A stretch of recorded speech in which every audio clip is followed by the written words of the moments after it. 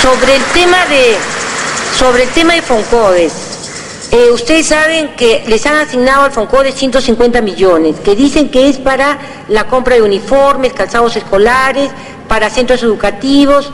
Nos parece importante, pero tampoco el programa de los 150 millones fija dos cosas, que las compras yo creo que deben ser también hechas en regiones, no solamente en Lima.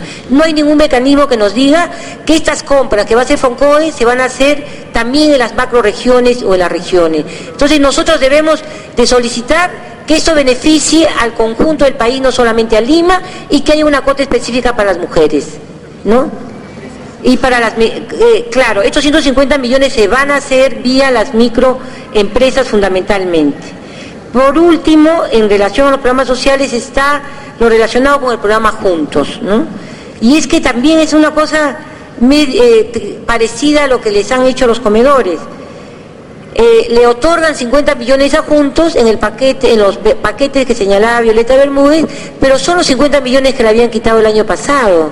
Entonces, mientras nosotras no veamos con detalle cómo se maneja el presupuesto nacional, no solamente queremos que sea sensible al género, sino tenemos que ver cómo se maneja, porque en realidad Juntos no le han dado nada nuevo, le han regresado lo que le habían quitado el año pasado, que eran los 50 millones. Entonces nosotros decimos, ¿cómo Juntos podría llegar a beneficiar a 700.000 familias si es de que no hay un aporte adicional?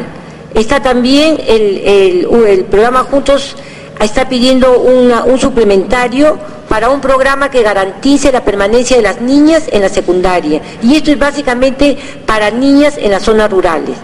Está también el tema de los guaguaguasis, el tema del cuidado para niños y niñas, y yo creo que las mujeres trabajadoras sí nos hemos beneficiado de los guaguaguasis, y esto tiene que mejorar y tener una cobertura más extensa para que las mujeres puedan dejar a sus hijos al cuidado, ¿no es cierto?, de otras personas mientras ellas trabajan, y en gran porcentaje en el comercio ambulatorio y como trabajadoras del hogar, que es fundamentalmente donde se ocupa, ¿no es cierto?, la población económicamente activa. Y ya para ir cerrando, estas cosas que a veces parecen así complicadas, pero que Rosario en esto ha trabajado bastante, y es que nosotros le pedimos a la Defensoría del Congreso que debe hacer una vigilancia de la Ley de Equilibrio Financiero. ¿Por qué?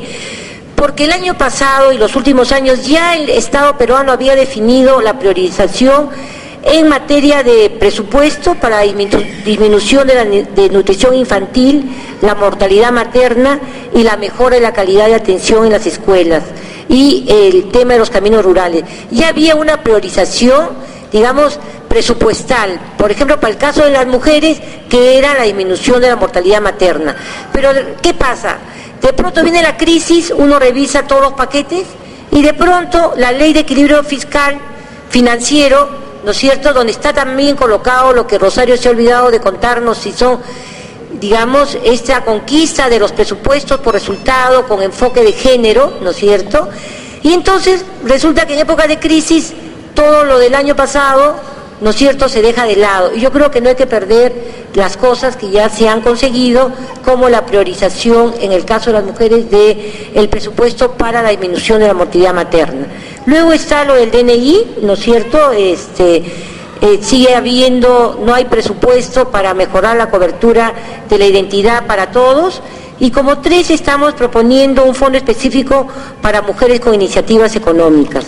A nosotros nos parece esto fundamental, nosotros tenemos experiencia, ya también Manuela Ramos ha señalado en el caso de los créditos, nosotros tenemos experiencia no de dar créditos, sino pequeñas donaciones de 500 y $1,000, y la verdad que la experiencia que hemos tenido es que es lo que las mujeres hacen con los pocos recursos en términos económicos es muy creativo, ¿no es cierto?, e impulsan muchas cosas muy importantes para las economías familiares.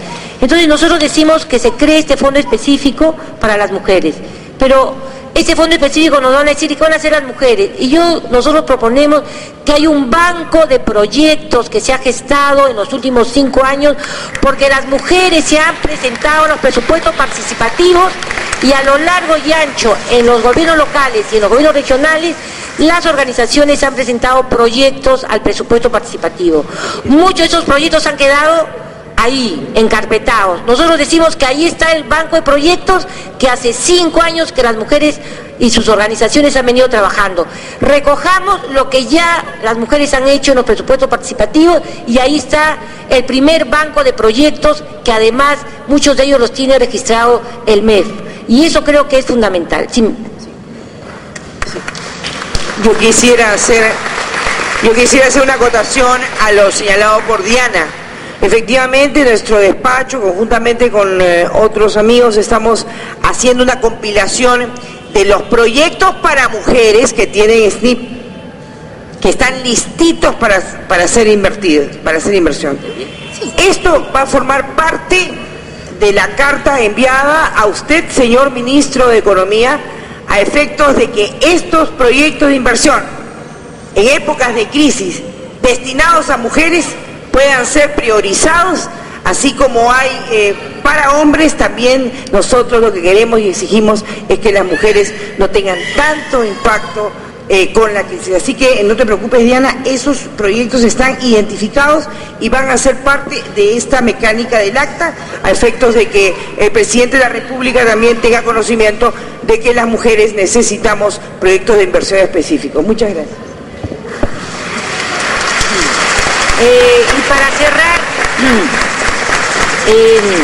también está en el PowerPoint, que después lo vamos a repartir.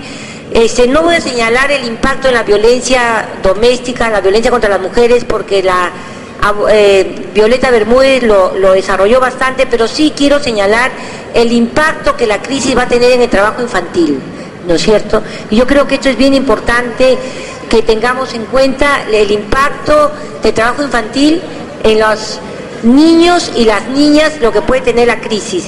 Y no quiero dejar de mencionar 2 puntos que uno tiene que ver también con el impacto que hay, también las crisis con el tema del tráfico y la trata de personas y el tema de la prostitución de las mujeres vinculados a todas las zonas mineras en nuestro país.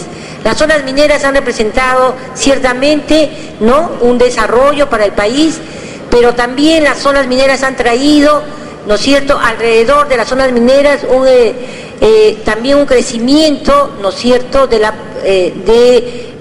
que haya mujeres prostituidas. Y nosotros pensamos que también eso tiene que ver con el impacto de la crisis, y esto también lo vamos a ver con el impacto de la carretera transoceánica, ¿no es cierto?, que se está construyendo. Entonces también tenemos esto que analizarlo, lo vamos a colocar en el documento para seguir desarrollando. Y por último, aquí